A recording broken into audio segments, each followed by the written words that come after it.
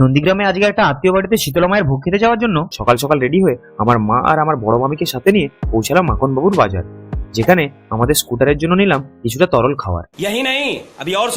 তারপর ওখান থেকে সোজা হলদিয়া টাউনশিপের ফেরিঘাটে পৌঁছে টিকিট কেটে লঞ্চে চেপে হলদি নদীর এই ঝিকিমিকি নদীর জলের স্রোতের মধ্য দিয়ে পৌঁছালাম আমরা নন্দীগ্রামের কেঁদেবাড়ি ঘাট। তারপর ঘাট ছেড়ে কিছুটা এগোতেই যখন স্কুটারটা নিয়ে এই পার্শ্ববর্তী গ্রামগুলো পেছনে রেখে এগোচ্ছিলাম, তখন এত গাছপালার মাঝে নিজের মনের মধ্যে অনুভব হচ্ছিল এক আলাদাই শান্তি। বলেন কি? তার সাথে সাথে তোমাদের উদ্দেশ্যে বলি, তোমরা কমেন্টে এসে বলে যাও আমার এই ভিডিওটা তোমরা কোথায় কোথায় থেকে দেখছো এবং এই নন্দীগ্রামে কাদের কাদের বাড়ি।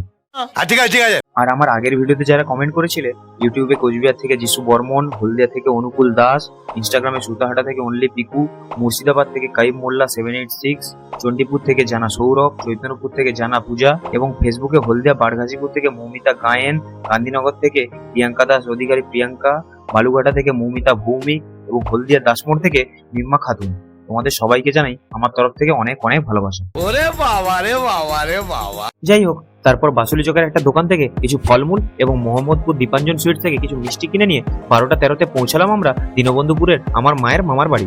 যেখানে পৌঁছানো মাত্রই দেখলাম আমাদের দেখে সবাই মিলে হয়ে গেল খুব খুশি, এবং তার ঠিক কিছুক্ষণের মধ্যেই একটা মাসি বানিয়ে দিল আমাদের গ্লুকন্ডি, যেটা ছিল ভাই খুব মিষ্টি, কিন্তু ভাবলাম ভালোবেসে দিয়েছে তাই খেয়ে নিই একটুখানি।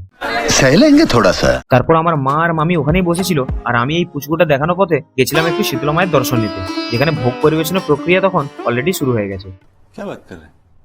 তারপর ফিরে এসে মায়ের ভোগটা খেয়ে শেষে বাচ্চাদের টক ঝাল মিষ্টি আয়ুর্বেদে হজমের গলিটা মুখের মধ্যে দিয়ে সব বাচ্চা কাচ্চা নিয়ে চলে গেছিলাম দীনবন্ধুপুর বাসুলি মাতার মন্দিরের কাছে নদীর পাড়ে কিছুটা সময় কাটাতে, যেখানে নদীর পাড়ে ফুরফুরে হাওয়া, বাচ্চাদের খুনসুটি, মাঝে মধ্যে জেলেদের মাছ ধরা ট্রলারে আনাগোনা, সব মিলেমিশে পরিবেশটা আমার বেশ সুন্দর লাগছিল।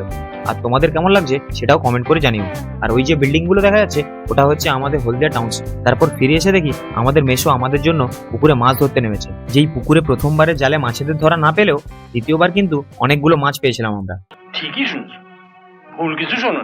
তারপর দেখি আমাদের ব্যাগে করে সব দিদারা এবং মাসিরা মিলে দিল বাড়ির জমিতে ফলানো আলু, থালকুনি পাতা, টক ঝাল মোরব্বা আরো অনেক কিছু। তারপর সবাই মিলে একসাথে কিছু ফটো তুলে ফেরার পথে দেখলাম সবাই একটু আবেগপ্রবণ হয়ে পড়লো, কারণ আর যাই হোক প্রায় অনেক বছর পর আমাদের সাথে দেখা হয়েছিল তো তাই।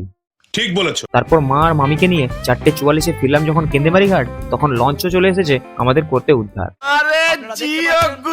তাই চলো আমরা এবার হলদিয়া যাই, দেখা হচ্ছে পরের ভিডিওতে। টাটা, বাই বাই, ধন্যবাদ।